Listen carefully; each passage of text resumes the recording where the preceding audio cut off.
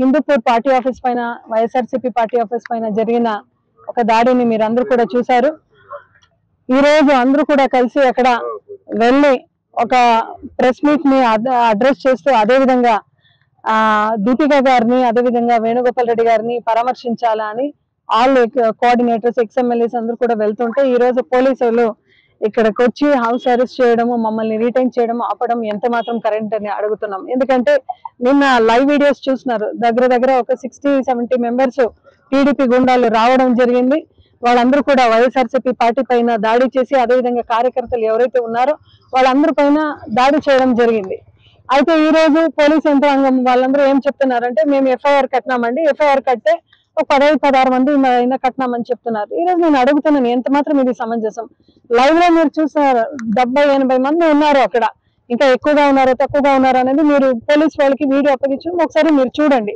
అంటే వైఎస్ఆర్సీపీ పార్టీ ఆఫీస్కి వచ్చి మీరు దాడి చేస్తున్నారంటే నిన్న దీపికమ్మ కానీ అదేవిధంగా వేణుగోపాల్ రెడ్డి గారిని అవైలబిలిటీ ఉండింటే మీరు వాళ్ళని చంపే ఒక కార్యక్రమం చేసేవాళ్ళు కదా, అటెంప్ట్ మర్డర్ అనేది చేసేవాళ్ళు కదా.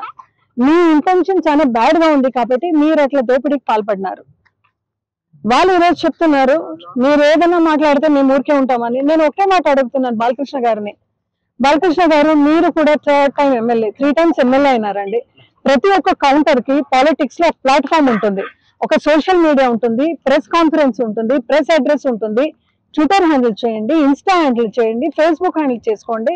దీని ద్వారా మీరు మెసేజ్ చేయడానికి మీరు ఫెయిల్యూర్ అయ్యి మళ్ళీ మీరైతే అసెంబ్లీలో జగన్మోహన్ రెడ్డి గారిని ఏదైనా వాక్యం మాట్లాడొచ్చు, మీరు సైకో గారు అనొచ్చు, ఏదైనా అనొచ్చు. అయితే మనలో నీతి నిజాయితీగా ఏముంది? అది ఒక డెవలప్మెంట్ కి పాల్పడండి బాలకృష్ణ గారు. మీరు దయచేసి డెవలప్మెంట్ చేయండి హిందూపురం అని అడిగితే ఈరోజు టీడీపీ ఉండాలని వచ్చి వాళ్ళందరూ వచ్చి మన పైన దాడి చేయడం ఇది కరెక్ట్ కాదు. ఎందుకంటే ఈ రోజు మిమ్మల్ని ఇట్లే ఇడిచిపెట్టే లా అండ్ ఆర్డర్ అనేది గవర్నమెంట్ లో అసలు ఆంధ్రప్రదేశ్ లో ఉందా లేదో అనేది $1 million క్వశ్చన్ అయితే ఉంది. ఈరోజు ఒకటే మాట అడుగుతున్నాం చంద్రబాబు నాయుడు గారిని, మీరు democracy is for the people by the people and to the people అన్నారు. ఈ రోజు జరుగుతున్న రావణ కాష్ట రాజకీయం చూస్తుంటే నిజంగా టీడీపీ కార్యకర్తలు వైఎస్ఆర్సీపీ పార్టీ ఇండ్లకు నొగ్గుతున్నారు, ఆస్తుల్ని అక్రమంగా దౌర్జన్యంగా మాట్లాడుతున్నారు. ఇది మేము చెప్పలేదు, పవన్ కళ్యాణ్ గారు నిన్న మొన్న ఎక్కడ సోషల్ మీడియాలో ట్రోల్ అయ్యింది చూసినాం.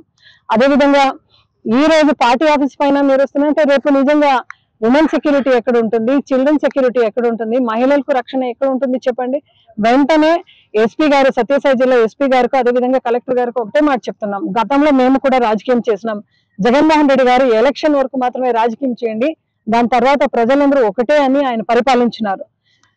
పార్టీల అతీతంగా అదేవిధంగా ప్రాంతాల అతీతంగా కులాల అతీతంగా మేమందరికీ కూడా సంక్షేమ పథకాలు ఇచ్చిన ఒక శ్రీరామ పాలని అందించినారు జగన్మోహన్ రెడ్డి గారు. ఈ రోజు మీరేం చేస్తున్నారు?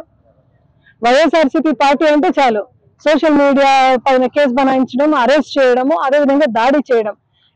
వాళ్ళందరి పైన అటెంప్ట్ మర్డర్ కేసు పెట్టి ఎఫ్ఐఆర్ చార్జ్ చేసి వాళ్ళని అరెస్ట్ చేసే వరకు వైఎస్ఆర్సీపీ పార్టీ తరఫున డెఫినెట్ గా మేము పోరాడతాం. మమ్మల్ని హౌస్ అరెస్ట్ చేసి ఇట్లా రోడ్డు పైన ఆపి రీటైన్ చేస్తే అసలు ఉద్యమం ఆగుతుంది అని పోలీస్ డిపార్ట్మెంట్ గానీ అధికార యంత్రాంగం అనుకుంటే, అదేవిధంగా కూటమి ప్రభుత్వము, ఈ జిల్లా మంత్రి సవితమ్మ వీళ్ళంతా అనుకుంటే మీరు భ్రమలో ఉన్నారు.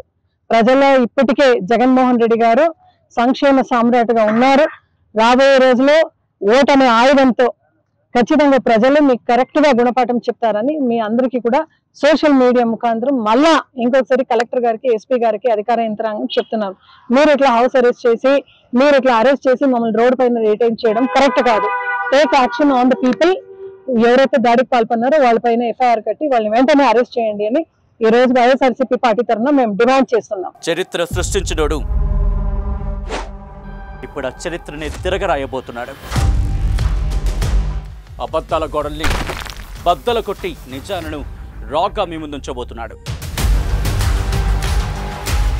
నిజమైన వార్తల కోసం వెంటనే డౌన్లోడ్ చేసుకోండి రా యాప్ని.